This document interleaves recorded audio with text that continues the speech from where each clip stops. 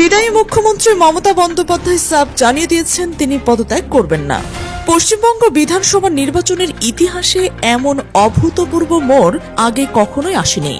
ফল প্রকাশ হয়েছে, বিজেপির সংখ্যাগরিষ্ঠতা পেয়েছে, কিন্তু মুখ্যমন্ত্রী পদত্যাগ করবে না। মমতা মুখ্যমন্ত্রীর পদ থেকে ইস্তফা না দিলে কি হবে?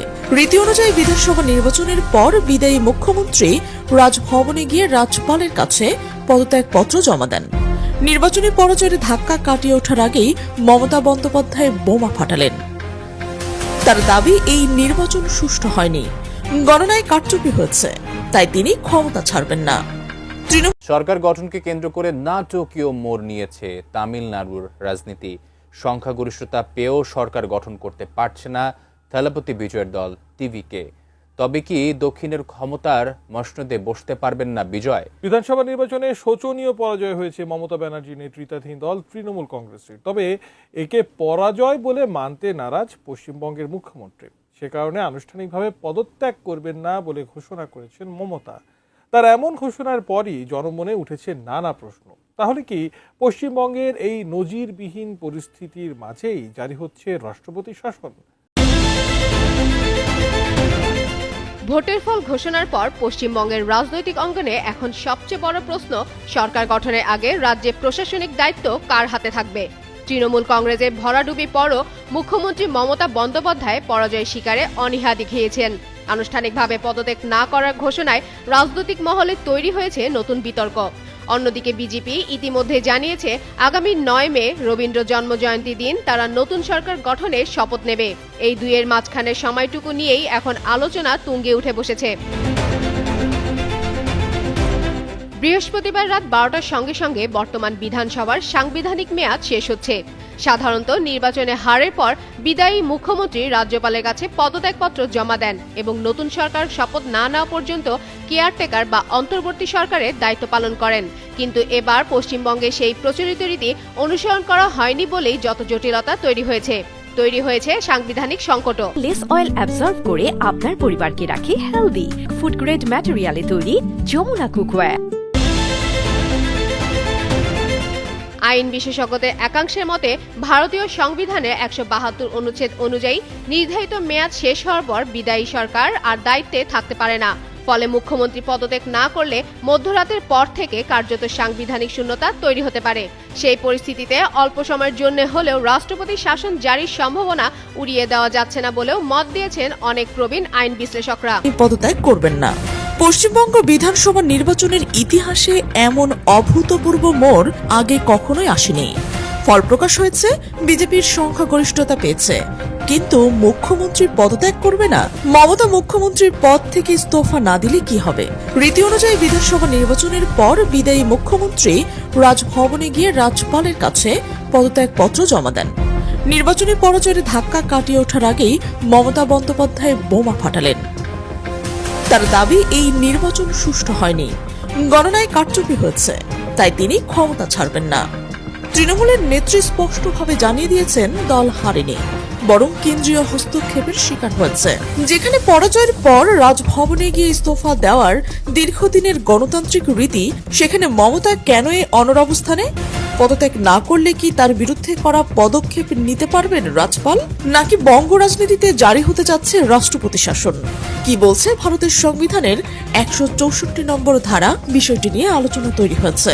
আসাম এবং বাংলা এই দুটি রাজ্যই নির্বাচন কমিশনকে পকেটে নিয়ে সরাসরি ভোট চুরি করেছে বিজেপির নরেন্দ্র মোদী। বাংলায় অন্তত 100টিরও বেশি আসন ডাকাতি করা হয়েছে। মধ্যপ্রদেশ, হারিয়ানা, মহারাষ্ট্র এবং লোকসভা নির্বাচনের পর এবার বাংলাতেও একই নগ্ন চিত্রনাট্য। নির্বাচনে চুরি, প্রতিষ্ঠানে চুরি। এখন আর উপায় কি? ভারতীয় কংগ্রেসের শীর্ষ নেতা রাহুল গান্ধীর এই একটি মাত্র টুইট যেন জ্বলন্ত পশ্চিমবঙ্গের বুকে আস্ত এক ব্যারেল বারুদ ঢেলে দিয়েছে। তিনি অত্যন্ত নগ্ন এবং সরাসরি ভাষায় নরেন্দ্র মোদী এবং নির্বাচন কমিশনকে ভোট চুরির দায়ে অভিযুক্ত করেছেন। আর এর মধ্যে দিয়ে পশ্চিমবঙ্গের এই নির্বাচন আর শুধু একটি রাজ্যের ক্ষমতার পালাবদলের মধ্যেই সীমাবদ্ধ নেই। এটি রূপ নিয়েছে পুরো ভারতের গণতান্ত্রিক কাঠামো এবং সাংবিধানিক অস্তিত্ব রক্ষার এক ভয়াবহ যুদ্ধে। মমতা বলেছেন, আমাদের লড়াইটা বিজেপির সাথে ছিল না, আমাদের লড়তে হয়েছে ভিলেন ইলেকশন কমিশনের সাথে। মোদি শাহের বিরুদ্ধে সরাসরি হস্তক্ষেপের অভিযোগ তুলে মমতা এখন নতুন এক রণকৌশল সাজাচ্ছেন। একদিকে নরেন্দ্র মোদী এবং অমিত শাহের বিজয় উল্লাস, অন্যদিকে কালীঘাটের রুদ্ধদ্বার কক্ষে বসে এক আহত বাহিনীর সর্বনাশা হুঙ্কার। জোর করে দখল করে কেউ যদি মনে করে যে আমি রেজিগনেশন দেব, নট, আমি কেন পদত্যাগ করব? আমরা তো হারিনি। ভারতের রাজনৈতিক ইতিহাসে এর আগে কখনো এমন নজিরবিহীন শ্বাসরুদ্ধকর এবং বিপজ্জনক সাংবিধানিক সংকট তৈরি হয়নি। 6 মে বুধবার আইন অনুযায়ী রাতেই শেষ হয়েছে পশ্চিমবঙ্গের বিদায়ী মন্ত্রিসভার মেয়াদ। কিন্তু মুখ্যমন্ত্রী মমতা বন্দ্যোপাধ্যায় অত্যন্ত স্পষ্ট এবং বজ্র কঠিন ভাষায় জানিয়ে দিয়েছেন তিনি কোনোভাবেই মুখ্যমন্ত্রীর পদ থেকে ইস্তফা দিচ্ছেন না, দেবেন না। ঘড়ির কাঁটা যত রাতের দিকে এগোচ্ছে ততই পশ্চিমবঙ্গের রাজনৈতিক আকাশে জমছে অদ্ভুত এক অন্ধকার। কারণ প্রশ্ন এখন একটাই, পরাজয়ের পরও কেন ক্ষমতা ছাড়ছেন না মমতা বন্দ্যোপাধ্যায়? এটা কি শুধু রাজনৈতিক জেদ, নাকি এর পেছনে লুকিয়ে রয়েছে আরো বড় কোনো সাংবিধানিক চাল? ভারতের সংবিধানে আসলে এই সংকট নিয়ে কি বলছে? চলুন ধাপে ধাপে সেই জটিল রাজনৈতিক গোলকধাঁধার ভেতরে ঢুকে পড়ি। প্রতিটি বিধানসভা নির্বাচনের পর রাজ্যপাল প্রথমে হিসাব করে নেন কোন দলের হাতে সংখ্যাগরিষ্ঠতা রয়েছে। যে দল ম্যাজিক নম্বর ছুঁতে পেরেছে সরকার গঠনের আমন্ত্রণ যায় তার কাছে। এরপর শপথ গ্রহণ, মন্ত্রিসভা গঠন, সবাই চলে সাংবিধানিক নিয়ম মেনে। তবে ভারতের রাজনীতিতে এমন বহু উদাহরণ রয়েছে যেখানে মুখ্যমন্ত্রী শুরুতে বিধায়ক না হয়েও ক্ষমতা এসেছেন। 2011 সালের মমতা বন্দ্যোপাধ্যায় নিজে সরাসরি বিধানসভার নির্বাচনে লড়েনি, তারপরও তিনি মুখ্যমন্ত্রী হিসেবে শপথ নেন এবং পরে উপনির্বাচনে জিতে আসেন। আবার 2021 সালের নন্দীগ্রামে শুভেন্দু অধিকারীর কাছে পরাজিত হওয়ার পরেও তিনি মুখ্যমন্ত্রী ছিলেন। পরে ভবানীপুর থেকে জিতে সাংবিধানিক শর্ত পূরণ করেছেন। অর্থাৎ 6 মাসের সাংবিধানিক লাইফলাইন তার অজানা নয়। কিন্তু এবারের সমীকরণ সম্পূর্ণ ভিন্ন, কারণ অভিযোগ উঠেছে এবার তৃণমূল সংখ্যাগরিষ্ঠতা হারিয়েছে। তাহলে কোন ভিত্তিতে এখনো চেয়ারে বসে আছেন মমতা? ভারতীয় সংবিধান 164 নম্বর অনুচ্ছেদ অনুযায়ী মুখ্যমন্ত্রীর পদে বহাল থাকা অনেকটাই নির্ভর করছে রাজ্যপালের সন্তুষ্টির উপর। কিন্তু এখানে আসে আসল বিতর্ক। রাজ্যপালের সন্তুষ্টি বলতে কি ব্যক্তিগত ইচ্ছাকে বোঝায়? বিশেষজ্ঞরা বলছে না।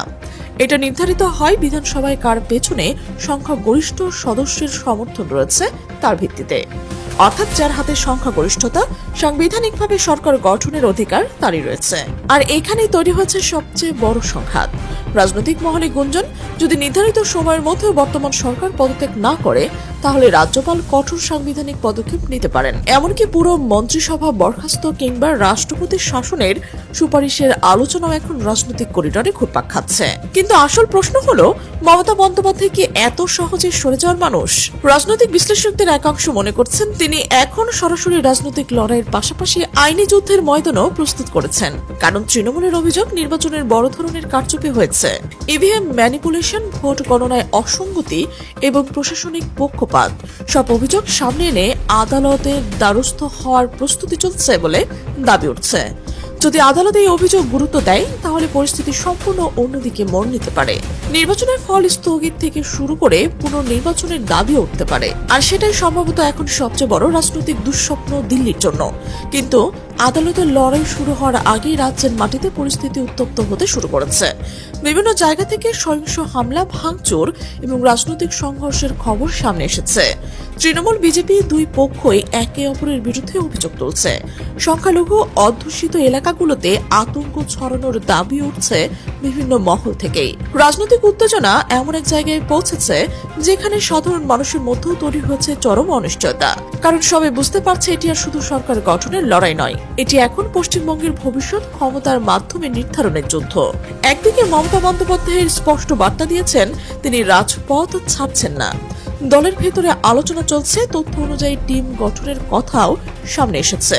অর্থাৎ তৃণমূল এখনো পুরো খেলা শেষ হয়ে গেছে বলে মানতে নারাজ। অন্যদিকে দিল্লিও পরিস্থিতির দিকে কড়া নজর রাখছে, কারণ পশ্চিমবঙ্গের এই সংঘাত শুধু একটি রাজ্যের সংকট নয়, এটি জাতীয় রাজনীতির ভারসাম্য বদলে দিতে পারে। সবচেয়ে বড় প্রশ্ন এখন একটাই, আসলে কি হতে চলেছে? রাজ্যপাল কি কোনো বড় সিদ্ধান্ত নিতে যাচ্ছে?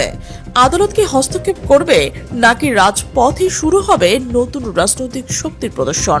ভারতের রাজনৈতিক ইতিহাসে হয়তো আরো একটি বিস্ফোরক অধ্যায়ের কাউন্টডাউন শুরু হয়ে গেছে।